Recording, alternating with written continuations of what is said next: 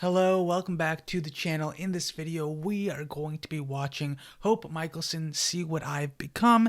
This is another requested video by all of you. This one is specifically by leading Warwriter, and yeah, I am curious to see how I feel about this video. It clearly states that there are aspects of this video that go up to episode 12 of this season, so I'm curious to see which elements they specifically bring about, especially with the actual title of the video. I assume it's going to talk about her losing her humanity and stuff all about that, and beyond that, I'm curious to see what it's going to look like. Let's jump into it.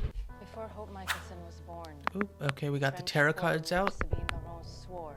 Ever since you were little, people were terrified of what you could become. The child will destroy us all. You are a Mikaelson witch with a werewolf mother and an original father. Because I finally realized. Was that Hope? Or was that Lizzie talking? Because they were afraid that you might turn out like your dad. You are still your daughter. Because I'm my father's daughter. Every time I hear that line from Rick, it just makes me sad to think how he is compared to how he was in the Fear. Vampire Hope Diaries. Mikaelson will be our doctor. He just feels a lot more filled with fear now. I know you're I in a don't dark like it. place right now. I know where all this darkness you're feeling comes from. It's from your You dad. have no Blah idea blah where I'm blah. Very annoying. You have no idea what I'm going through. See, I thought that I was prepared to become the Tribrid. I have to become the Tribrid.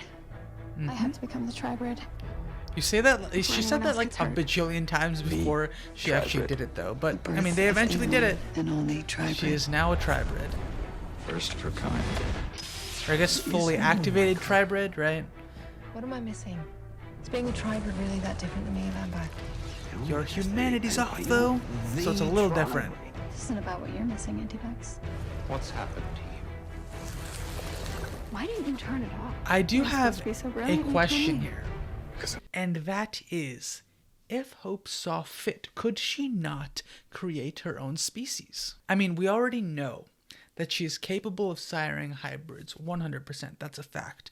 But what happens if a vampire, or what happens when a witch and a werewolf have a child? I'm assuming that child would be born a witch, and then what happens if that witch kills someone?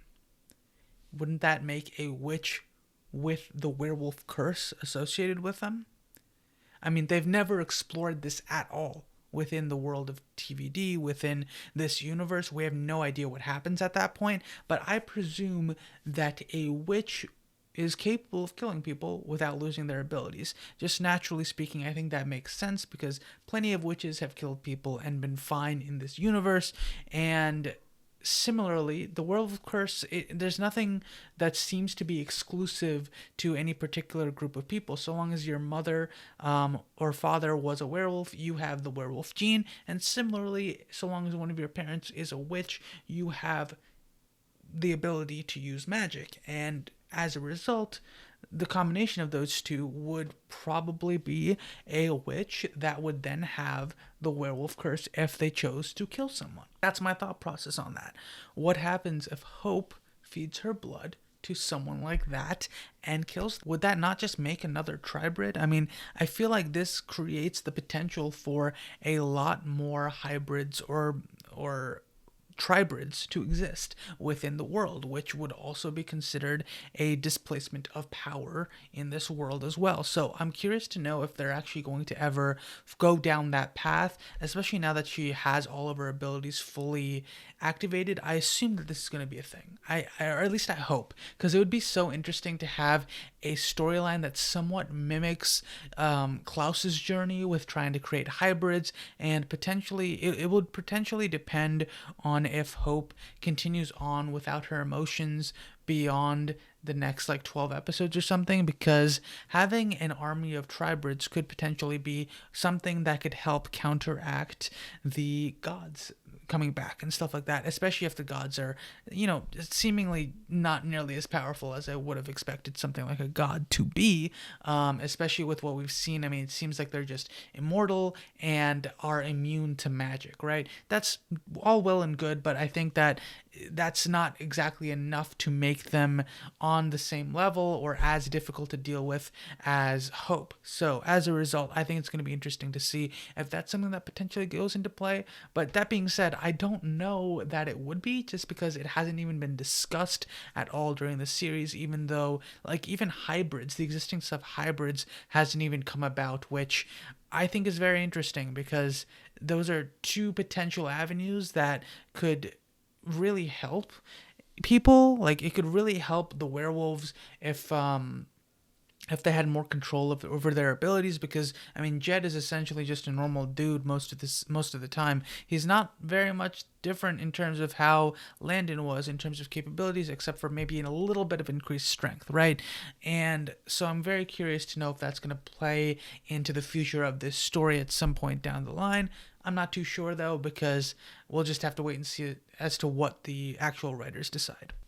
That's never the answer. Isn't it? And oh, that's her talking to Rick, right? Well, I guess now would be a good time to tell you that my humanity is off. My humanity flipped the second that sword went through Landon. So guilt tripping me is just about as impossible. It's interesting that we don't actually get to see that transition, like, because with everyone else, they have an emotional response and then choose to turn it off, but for her, she just turned it off, like, maybe instinctively to protect herself. Not sure. Supernatural who ever existed, and she's a ticking time bomb. You know that feeling inside, like a balloon, constantly filling up, always on the verge of Also, popping? I just find it funny that she's the only werewolf in existence that doesn't need to, like, have a change of clothes every full moon, because, I mean, she's not going to turn on the full moon unless she wants to anyway, but, like, in this particular case, like, she no longer has to worry about having extra clothes or whatever. Like, it was always a question with a lot of the other werewolves. I'm like, do you just have, like, backstock of a bunch of clothing in case you tear it up or whatever? Because, like, Tyler, when he was transitioning, he was still wearing, like, shorts and everything, right? So, like, he's losing shorts every month. But in this case, it's like, in that moment, after I believe that's after she's been fully activated, like, she just automatically magically produces clothing out of nowhere, which I actually kind of like that a lot better than just like, oh yeah, werewolves just kind of wake up naked all the time after a full moon. That's just how it is. I kind of like that a little bit better, because it kind of nulls that whole point of, like, where does the money come from for all these extra clothes? It's just like a logistical thing that doesn't actually have any plot bearing, but I just think that it's interesting, and it's been in my brain ever since Tyler's introduction way back when in season 2 when he initially got his curse. So I just kind of like that change specific to her character, but I mean, the werewolf transitioning isn't really seen for any other character anyway, so I just thought it was nice to see, like, the one character who we see transition has this kind of aspect to her that, like, you know, she's just always gonna have clothes on. It's fine. We don't have to worry about it, and I kind of like that. External collateral. I'll make it loud and clear. This hatred. Hatred is an emotion. Oh, I like that Vengeance. musical transition with, like, the shockwave and then, like, zooming back in as the music comes in. That was pretty good. What would you call someone who could kill a person? There's nothing good about what you're And not feel If I anything. only were a creature of the night, that is. She's a monster. I hate monsters like you. torture. That is what monsters do. There is no monster like me. Hope, this isn't you. And It can't be you. just beheading people left and right. Deep down, I believe that there is still some good in you. We both know you could have compelled me to come with you, but you didn't. Same reason you didn't kill my dad, and the All same right. reason you left a warning, so that we wouldn't come after you. You don't want to kill us. Because you wanted me to make the same choice you did. Maybe you'll be less judgmental when you have blood on your hands too. I'm not the person you were really trying to That's convince. a lot of death right there. Can you hear me? I think that's what I love most about this season. It's like they're a lot Is it less somewhere in there? stringent. Somebody knows what you're I don't know doing if that's is the right word, but, like, they're a lot less reserved with actually killing people in this You're scared season, of your which humanity I think coming makes the back. show a lot What's better. the definition of humanity? It means putting a blade through the chest of somebody that you love. The feeling, what it felt like when you killed Landon.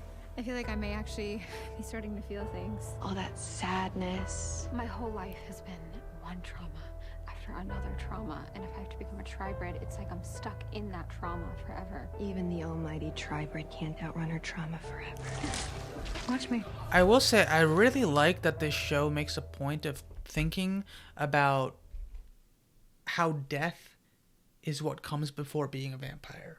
Like, what I mean by that is a lot of characters, after they've transitioned, it's like it doesn't in fact impact them as much that they're dead or like they're no longer alive. They can never have a family, they can never have kids, they can never do all these things. They're never going to grow old with whoever they want. That's just not a part of their life anymore. And I really like that that was one of the main debates, specifically with, like, you know, why doesn't Lizzie or Josie just become heretics, or why doesn't Hope just become the tribrid? Like, what is the problem there? But it's like, you're, by saying yes to becoming an immortal for the rest of your life, you're saying goodbye to all the potential that life really naturally has to offer for, like, normal people, right? And I really like that aspect of this show where they had such a long time and a long way of debating that, and it's very interesting to see. I mean, we had Lizzie saying that she didn't want to be a vampire yet back during the prison world whole shebang with Sebastian or whatever, and then Hope and everyone debating whether or not she should actually just become a fully activated tribrid. I really like that aspect of the show because it brought an extra element that maybe wasn't as present in the previous series, in which they're already surrounded by violence at all times, and as a result they have less of a sensitivity to that type of thing, so they're just kind of rolling with the punches. That being said, even in TVD, I mean, we have like Elena, we have Caroline, and their very clear impact of becoming vampires shown throughout the show, or shown throughout like their initial transition. It's definitely there, but it's definitely not as big of a focus to the show as I feel like it was here. That being said, I really enjoyed this video. It made me remember some of the things that I really enjoy seeing throughout the current season of this series. I mean, there are still things that I would say I have issues with the show in general, but overall, I'm really liking the direction that the show is going in, and it's really, really nice to see the way in which the show is starting to progress and maybe shifting away from the overarching villain being the same villain on and on and on, and having different facets of the story, and specifically with Hope's transition into being a vampire and Josie leaving with Lizzie becoming a heretic. Like, these aspects I think are making the show a lot more entertaining and interesting to watch, because there are a bunch of moving pieces as opposed to just the main big bad villain that they all have to take down. That being said, that is all I have to say for this video. Let me know your thoughts in the comments below on my reaction. Do you agree with some of the stuff that I've been saying throughout this video? Also, if you like the video, please like the video and comment below if you have any other videos you'd like me to watch in the future. As always, subscribe for more videos from me on this channel, and I will see you next time. Have a wonderful day. Bye.